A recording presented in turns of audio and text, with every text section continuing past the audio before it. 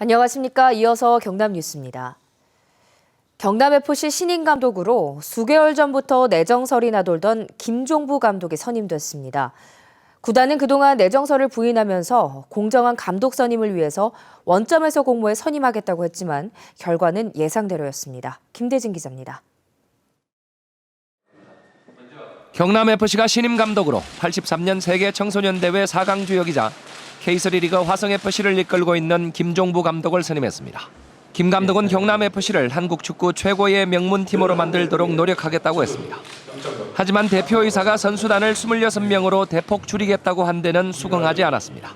여러 가지 우리가 내년 리그를 치르면서 좀 부족한 부분이 있고 이거는 구단하고 좀 더 협의해가지고 내년 시즌을 잘 치를 수 있게끔. 홍준표 구단주와 같은 대학 출신인 김 감독 내정설은 이미 수개월 전부터 나왔고 지난 9월에는 김 감독이 사령탑인 화성FC 사이트에도 이 같은 글들이 올라왔습니다. 그동안 박성화, 김종부 등으로 이어지는 구단주의 내정설에 대한 문제 제기가 잇따르자 구단은 사실무근이라며 공모를 통해 원점에서 감독을 선임하겠다고 했습니다. 단언컨대 전혀 근거 없는 얘기고 선정 기준은 저희 감독 선정위원회에서 그 항목을 두어서 채점을 해서 그렇게 하도록 하겠습니다. 전국에서 응모한 11명 가운데 9명이 면접을 받고 짧은 면접으로 감독 선임 절차는 끝났습니다. 심사위원 7명은 전원 경남FC 이사였고 채점 결과는 공개하지 않았습니다. 그동안 비상식적 운영으로 최대 응원 세력인 스포츠스로부터도 대표이사 사퇴 요구를 받고 있는 경남FC. 내정설을 둘러싸고 또다시 도민들을 기만했다는 논란의 중심에 서게 됐습니다. KBS 뉴스 김대진입니다. 풍년으로 쌀값이 떨어지는 데다 값싼 수입쌀까지 들어오면서 농가의 근심이 계속되고 있습니다. 이에 부가가치가 큰 기능성 쌀 개발이 대안으로 떠오르고 있는데요. 김준원 기자가 보도합니다. 의령군청 주차장에 80kg짜리 쌀 포대 100여 개가 쌓여 있습니다. 올해도 지난해에 이어 쌀값이 폭락하자 성난 농민들이 정부에 항의하려고 쌓아놓은 겁니다. 이 심정 안 좋지. 가격이 그대로 상승이 돼 있으면 좋을 텐데 자꾸 떨어지니까 농민 입장에서는 좀 안 좋지. 경남 지역의 올해 쌀 생산량은 지난해보다 3.5% 증가한 39만 톤. 쌀 80kg 한 포대 가격이 15만 원으로 지난해보다 10% 하락했습니다. 이렇게 되자 자치단체에서는 기능성 쌀을 만드는 데 주력하고 있습니다. 의령에서는 쌀을 갈아 가루로 만든 뒤 항노화와 미용에 좋은 강황과 해초 등을 첨가해서 다시 쌀 모양으로 압축하는 공장이 문을 열었습니다. 첨가 재료에 따라 다양한 색깔을 지녀 눈으로 보기에도 즐겁습니다. 지역에서 생산되는 백미를 원료로 쓰기 때문에 농가에서는 안정된 가격으로 쌀을 공급할 수 있는 거래처가 생긴 셈입니다.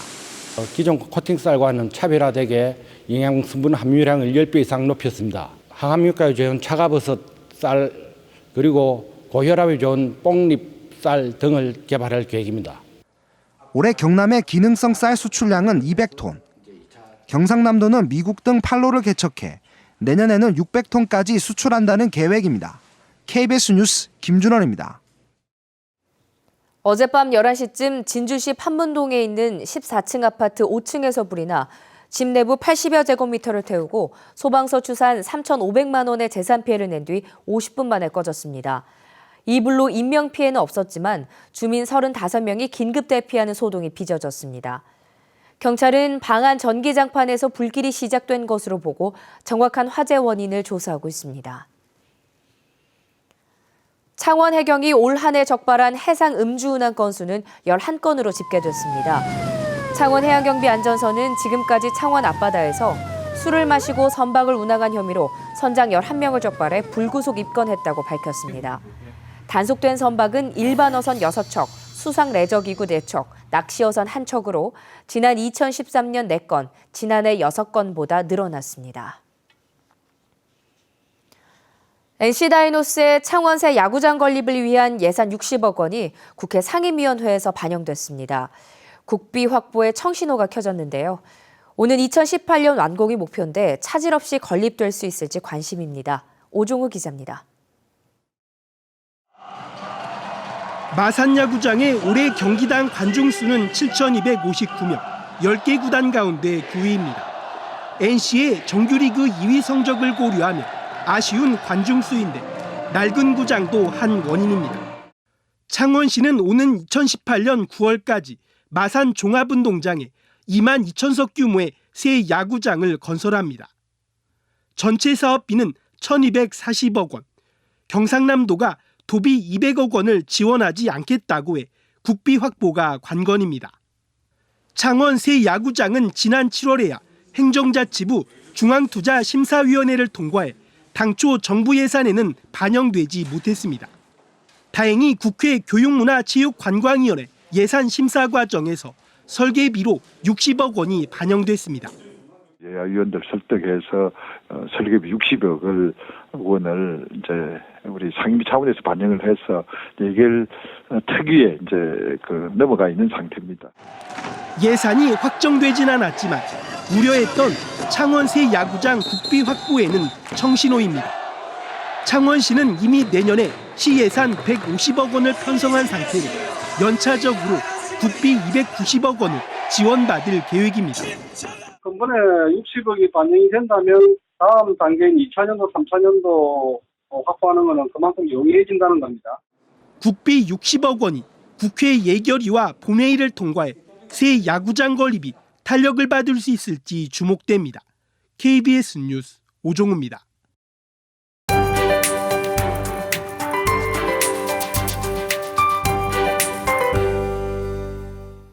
따뜻하게 입으셔야겠습니다. 눈 예보가 들어와 있는 만큼 한층 더 추워질 것으로 예상되는데요. 서부 내륙과 지리산에 집중되겠고 내일 새벽까지 이어지겠습니다. 특히 대설 예비특보가 내려진 거창과 함양의 경우 최고 8cm가량 쌓일 가능성이 있습니다. 그 밖의 지역도 산발적으로 눈발이 날리는 곳이 많겠습니다. 다음 주 월요일까지는 반짝 추위가 이어집니다. 아침과 낮 기온 모두 한 자릿수 밑까지 떨어지겠고 쌀쌀한 기온이 감돌겠습니다. 현재 북쪽에서 찬 공기가 내려오면서 바람이 강하게 불고 있습니다. 특히 해안 지역은 초속 7, 8m의 강풍이 부는 점 주의하셔야겠습니다. 오늘 아침 어제보다 2, 3도가량 낮게 출발합니다. 김해 6도, 창원 3도로 시작하고 있는데요. 낮 기온도 크게 오르진 못하겠습니다. 김해와 창원 9도, 밀양 8도로 예상됩니다. 서부 지역도 기온은 내림세를 보이고 있습니다. 낮 기온 5도 안팎에 그치겠고 내륙을 중심으로 눈이 지나면서 도로가 미끄러울 수 있습니다. 교통안전에 주의하시기 바랍니다. 한편 해상을 중심으로는 풍랑 예비특보가 내려졌습니다. 먼바다를 중심으로 최고 4, 5m로 물결도 매우 높게 일겠습니다. 기상정보였습니다. 경남농협이 오늘과 내일 경남본부 앞에서 배추와 무, 마늘 등 김장 채소를 특별 할인 판매합니다. 경남지방중소기업청은 오는 23일까지 2016년 산학연 협력 기술개발 사업을 추진할 대학과 연구기관을 모집합니다. 경남은행이 압류 등으로부터 산업재해 보험급여 수급권을 보호하는 전용 통장을 출시했습니다. 창원상공회의소가 경영과 기술, 근로, 지역공헌 분야 유공자인 2015 창원 상공대상 수상자를 확정해 오는 9일 시상식을 엽니다. 경남상공회의소협의회가 대통령 대선 공약 사업인 남부 내륙철도 조기 건설을 청와대와 기획재정부 등 정부 부처에 건의했습니다. 협의회는 건의서에서 남부 내륙철도 사업은 조선과 해양 플랜트의 철도 물류망 고속화와 남해안 관광벨트의 접근성 개선, 또 해외 바이어와 우수 인재 확보를 위해 조기 건설돼야 한다고 주장했습니다.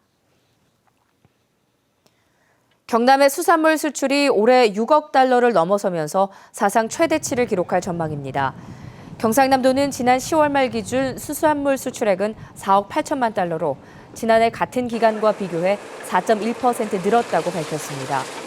경상남도는 이미 올해 수출 목표액 6억 1천만 달러의 80%를 채운 데다 주력 상품인 굴 수출이 본격화돼 목표를 무난히 달성할 것으로 보고 있습니다. 경남 지역 소비자 물가가 13개월 만에 1% 상승률을 보였습니다. 동남지방통계청은 지난달 경남 지역 소비자 물가가 지난해 11월과 비교해 1% 올라 지난해 10월 이후 13개월 만에 한 자릿수 상승을 기록했다고 밝혔습니다.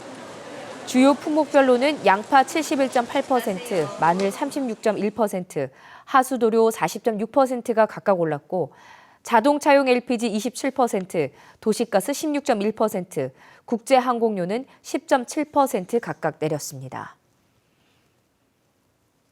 KBS 뉴스를 마칩니다. 고맙습니다.